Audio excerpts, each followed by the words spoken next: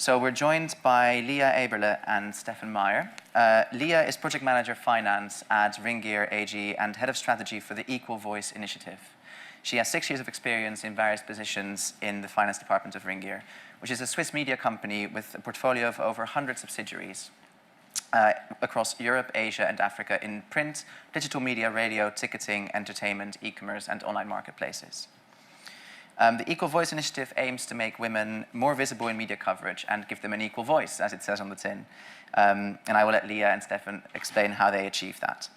Stefan is a journalist and podcaster at Handelszeitung, the oldest business newspaper in Germany, which was established in 1861. He runs the podcast Upbeat, covering the Swiss startup scene, and has been involved with the EqualVoice initiative since its launch, and heads up its newsroom coaching. So Lea and Stefan, over to you. Thank you for having us today. It's an honor to be here. As Daniel already said, we are here to talk about the EqualVoice initiative, which was launched in 2019 at Ringier. Ringier is internationally working in 19 countries. We are a Swiss-based media company, but we are mainly in Eastern Europe and Africa. We started EqualVoice in Switzerland, but we are rolling out to other countries on the go now. But let me start with some numbers first. Are you aware that only 18% of all articles are about women? So 82% of all articles worldwide are about men. Or are you aware that women make only 4% of all sports media articles, even though they make up to 40% of all athletes? When we heard those numbers for the first time, this was like a tipping point for us at Ringier, and we decided we want to change that.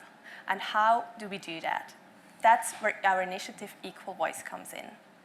So we are convinced seeing is believing. If you see constantly the same stereotypic role models, then you just don't think you can do it as a girl or as a man, a young man, because also men are facing gender stereotypes. And that's actually what we want to change. We use the power of media to elaborate and talk about the topic of gender equality and change that. As I said, EqualVoice was initiated in Switzerland by our CFO, Annabella Basler, and as you all know, in finance, we like numbers. We always say, measure what you treasure, and that's exactly also what we do with the EqualVoice. The core of our initiative is the so-called EqualVoice factor.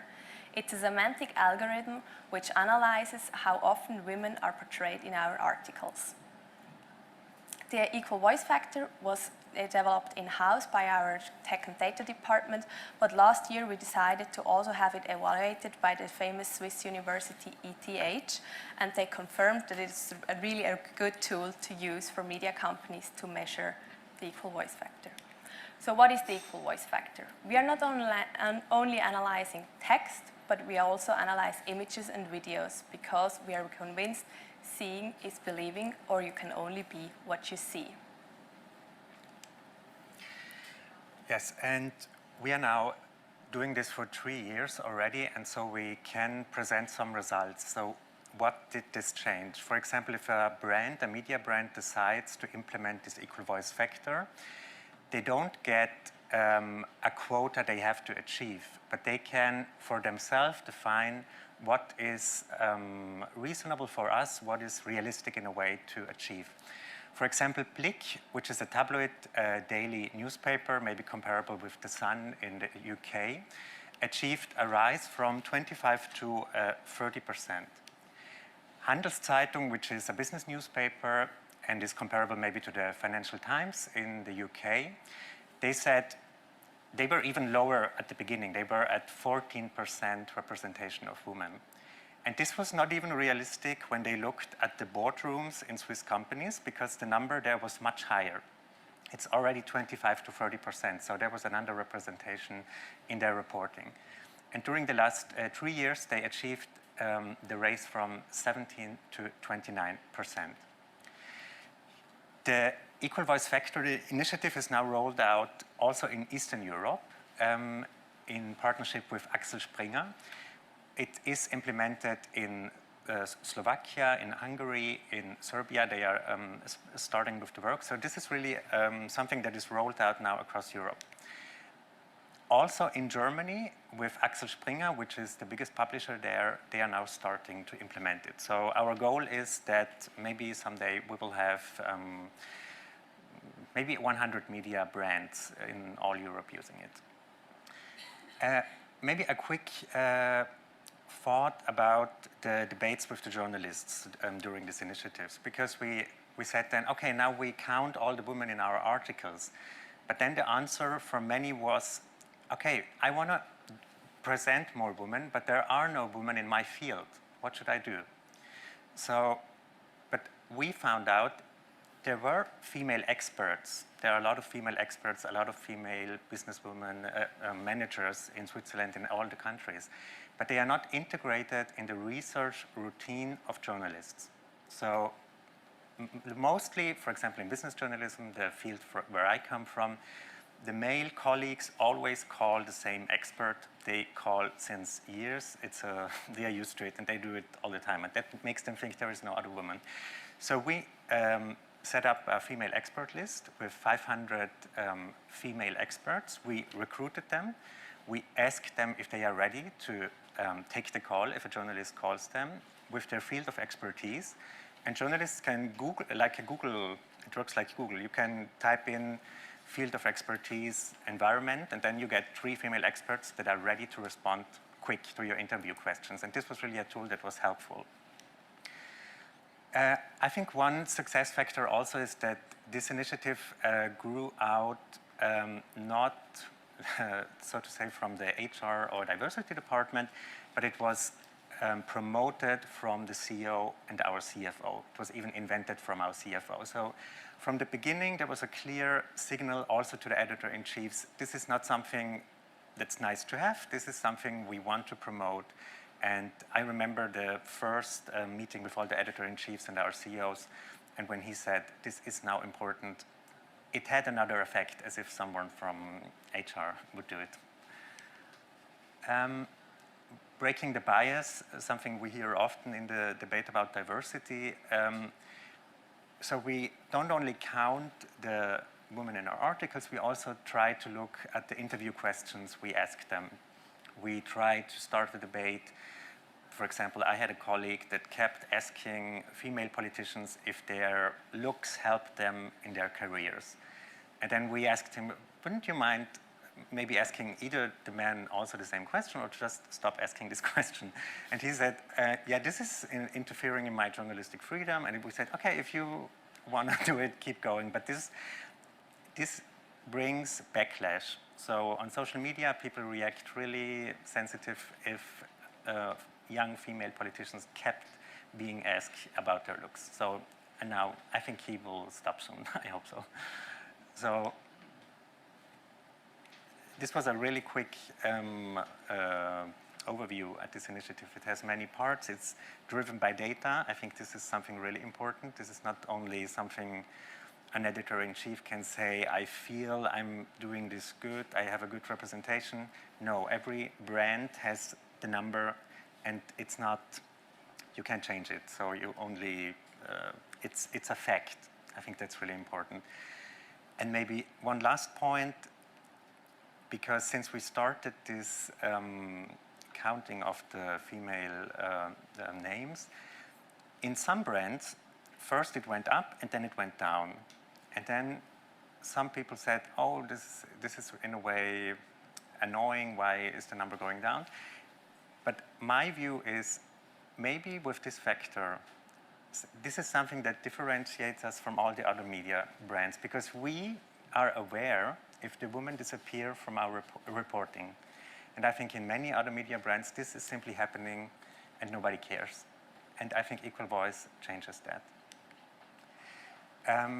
We are, like I said, rolling this out now in many countries in Europe. If your company is interested in also implementing EqualVoice, reach out to us. We are open to help you with that. We work really closely with the editorial offices, and so it would be great if this is something also for you, and that's something interesting for you. Thank you very much.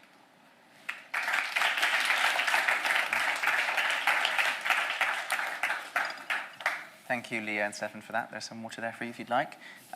So just a reminder for our online audience that you can submit questions through the Q&A box, and for the people in the room that you can raise your hand if you'd like to ask a question.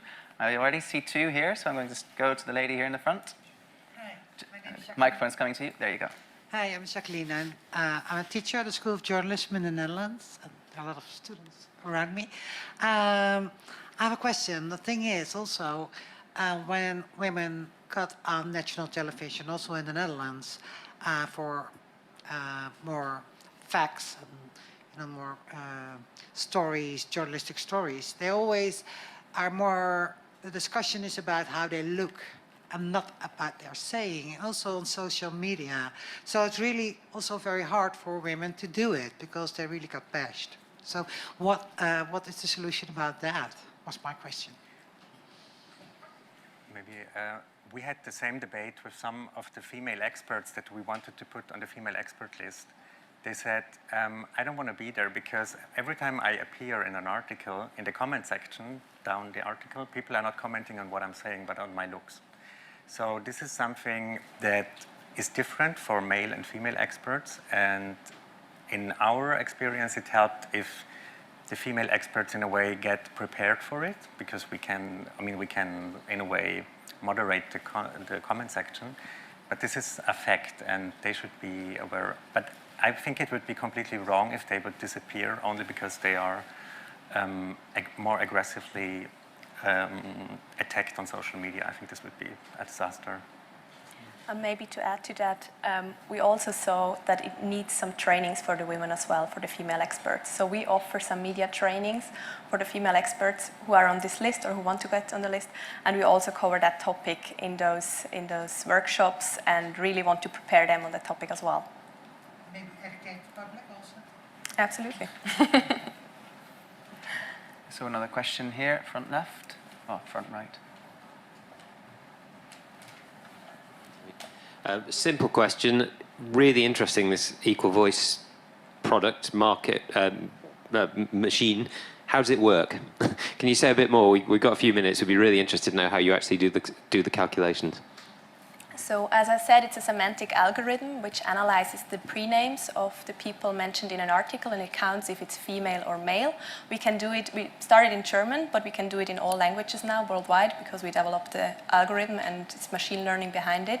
And then it just counts if there is a woman or a male name mentioned in the articles, and then it counts on the factor. If there is no people mentioned, then it wouldn't count to the equal voice factor. So the articles which are not included, any people are not counting. So it's a count. Does it do any kind of a smart analysis on context? So does it sort of say whether certain people's views are being criticised more or respected more, or does it look at the content, or is it purely at this stage a count of mentions? It doesn't do semantic analysis. We're currently working on that as well to look how we could build in some semantic analysis into the equal voice factor, but at the moment it's purely counting, and all the qualitative part is done by the journalists at paper reviews, discussion about equal voice, and so on. And are you starting to notice kind of results in how your audience engages? You know, when some of the media brands that you mentioned, Handelszeitung, increasing their equal voice factor, have you seen that lead to an increase in audience engagement, reaching more women in your audience? For example, in the business media, the journalists started to change the way they write about investing, because investing is different for men and women because they have different career paths, they have different banks speak differently to the genders. So we had much more content that focused on female investment possibilities, and we saw an increase. So it's not true that women are not interested in finance, but maybe they are not interested in finance that's written only for men. So this is something we saw. Right. And of course, you know, we've seen a lot of work on kind of diversity on screen in the UK, for example, through the Diamond project, which some of you may know about or be involved in. So it's really interesting that you're developing something similar then for print media. The Diamond project looks not just at gender, but also at ethnicity, for example, at sexuality, at things like that. Of course, that's more difficult to do with a forename analysis, but is that something you're thinking about? Is that the next kind of course, you're rolling out this initiative, but is that the next initiative that needs to happen maybe in print media? It's a great initiative, the Diamond Project. We are currently focusing only on gender in a binary way because we think there is a lot of work to do still in this field. But what we see with Equal Voice in the discussion with the newsrooms, we really see also the debate about other diversity topics changing. For example, we had a big story about the Paralympics, female athletes in Paralympics. We didn't have that before. So it's also something that changes over time, and the discussion in our newsrooms changed due to Equal Voice. And it also changed in some newsrooms how they write. For example, in tabloid media brands, they always had this thing. For example, there is a sports star and his female companion, and then it's always Mark Twain, whatever, and his Gina. So she didn't have a surname, she didn't have a function, nothing. And now they start to present them both in a more balanced way, and not only as an annex to the male star. I see a question, two questions actually in the back of the room. Hello there. I just wondered if you were aware of the 50/50 project as well, which was born out of the news division of the BBC, which started in a very simple way, measuring gender balance in news programming, and then cut across all content, I understand now, across the whole BBC. If you're aware of that. And also to say that it's not, we found when we were starting to measure the gender balance in programming, because I was involved in that project at the time, that journalists tend to go to experts because if especially under time demands, it's just the quickest thing to do to go to the expert that you knew, and more often than not that was a male expert, and I think we found there were several reasons for that, and you've alluded to the fact that some women need more media training. They're reluctant to come forward to put themselves on screen for whatever reason. We try to get them to visit studios, to feel comfortable in a studio space, and one of the reasons may well be, and lots of the female journalists I know say they have more comments on Twitter or whatever about their jacket that they're wearing than anything else, and they laugh about it, but it's a serious issue. So I'm very interested to hear.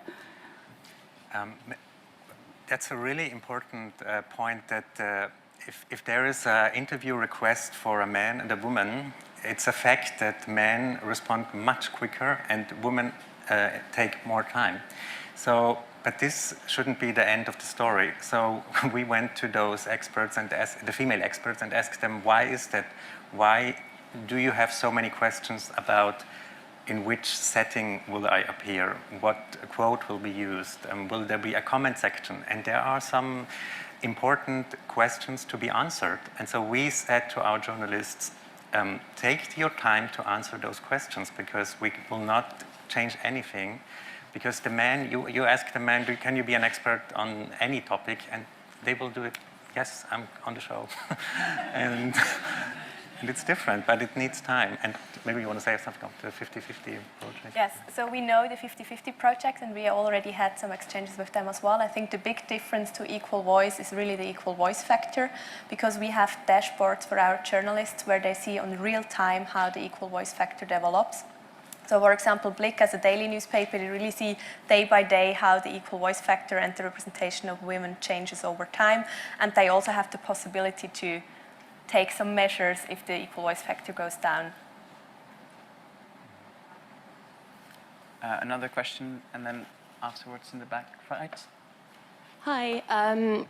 So just on this sort of media list of female experts. So I think it's a great initiative and really important. But sometimes I think it can kind of... So I used to work at a charity that put science experts up to journalists as one of the things we did. And sometimes we'd find, and it was generally from the BBC, that journalists would get in touch asking for specifically a female expert for a science story. But if sometimes we couldn't find them a female expert, they would just drop the story. and sometimes it would be quite an important public health message or a science story that otherwise wouldn't have got the attention maybe it deserved. So I just wondered what you thought about that, and if you think there's any dangers with, I guess, aiming for 50-50 when sometimes that's not achievable in a sort of short time frame. I think it would be wrong if a story is dropped only because we don't find any female voice in it. I think that's not a journalistic approach. But you can do the story, of course, either way, but just try it. I think that's something, because we're also developing a course for the journalism students at Ringier. We have our own journalism school and try to, from the beginning, that they get, I think something changes if they have a bigger sense from the beginning of their career. And I think this is a really slow changing process because we are used to doing things in a way since decades, and it's not in favor of the female experts. Question in the back left. Hello, thank you. It was just on, obviously you guys are in the media space, and with governments, obviously a lot of sexism takes place there. Is there any scope for you to collaborate on that side of things? So the equal voice factor could be used for any kind of publication. We also have some companies in Switzerland which are not media companies, but they publish a lot of media publications, articles around their company, and they are using now the equal voice factor as well to analyze also the press release they're giving out, how the gender balance is in there. So that might be a possibility for governments as well. Thank you. I saw one more question here at the front.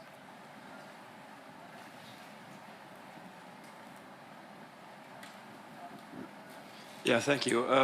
I was wondering, analytics is not new to journalism, but mostly it's now used for financial purposes.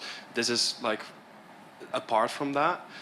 How do you work with newsrooms already making use of analytics in a financial way, and how do you compete with that? Yeah, the newsrooms are measuring a lot of things, and they measure how often the article is clicked on, how many subscriptions it converted to. But this measurement is new because it's different. But I think the new thing is that the journalists have it in front of their face every day, like they have the traffic in front of their face every day. And I think this is maybe a change, as if we would only show them this once a year. So this is integrated in the dashboards they work with. So this is maybe something new with this initiative. Yeah, and do you notice journalists actually seeing that? Because from what I'm understanding is that there's also really being pushed on the financial side. So make sure you write it like this so it gets appeal to a bigger audience. How does that kind of focus on financial, how does that compete with what you guys are doing? Yeah, it's a good point. For example, the data that shows how many subscriptions your articles made, that's really important. And people want, or editor-in-chiefs want stories that generate subscriptions. We saw, for example, in the business media that if we write more content specifically for women, there's also a raise in subscriptions in this field. It's not always extreme in every brand, but for example, the female investment field really generated subscriptions we wouldn't have had without that. So, but I think the commercial aspect is not the most important in Equal Voice, but it's a side effect. That's a good thing. But I think an important point to add is also, we had it on the slides, gender equality is really a leadership topic. So for us at the company, it really made a difference that the CEO and CFO are so invested in the topic as well. We have twice a year a meeting with the editors-in-chief and the journalists where they present the equal voice factor to our board, and they really have to explain the changes. I mean, there always can be changes also on the downside. For example, the war in the Ukraine had some negative effects on the equal voice factor as well, because we had Putin and we had Zelensky and so on. But then it just had to be explained to the management board, and it just got the attention of our top management as well. but also important, there is no punishment Yeah. if a journalist doesn't reach this. So this is, but it has certainly an effect if there must be found an explanation. I mean, without any sanction. So. Maybe one final question I see in the room there. Thank you. When you feel that media is beside advertising, and that advertising has a potential gender bias, have you looked into, how can you, and I'm thinking about, banners and things like this beside an article, right? How could that affect as well the context of the article, and how advertising could benefit as well, or maybe the commercial team would benefit on looking at how advertising is positioned beside a media article? We really see a difference in that as well, because we see that more and more companies want to position themselves in a medium where gender equality is represented. So they are more interested in our publications than they might be before we looked at the gender balance. And I think it's also something we transport to them during communication in between with our clients directly. So we really talk about equal voice at almost every client meeting for advertising. And then they also learn about the topic in general and change their ads as well. That's what we saw in the last 2.5 years now. And also we are really open with the numbers. So for example, we publish every 2 times a year the numbers of every publication, how it developed. So this is not something locked into the company, but this is sent out in a press release. And if the numbers go a little bit down, it's also not only good press that comes back, but this is also an approach that this is really transparent. One final question from our online audience, Britt from Sheepstead, who asks, have you looked into the use of photos in articles and how men and women are connected to different stories? Men typically relate to leaders, heroes, etc., with women in caring occupations, taking care of kids, etc. Yeah, that's a really big issue also, and we wanted to do, for example, if you want to write a business article and you want to look in the agencies, the picture agencies, Keystone and so on, for a female stock trader, you won't find any. So we tried to make a challenge where we told photographers, try to upload some gender diverse pictures on those platforms, Keystone. They are so important to reproduce images. And I think now they have also some female stock traders, but there haven't been any for a long time. And how can a young person imagine herself to be a stock trader if she never sees one in action? So I think that's really self-explaining. Yeah, I think it goes back to the point that Gabi was making in the previous session around, having to see relatable people, whether that's in print media, whether that's in broadcast media, that you can relate to, you can aspire to, and you can learn with. And obviously it's very important that we increase the representation of women in those kinds of roles. So thank you very much for joining us and telling us about Equal Voice. Thank you. Thank you.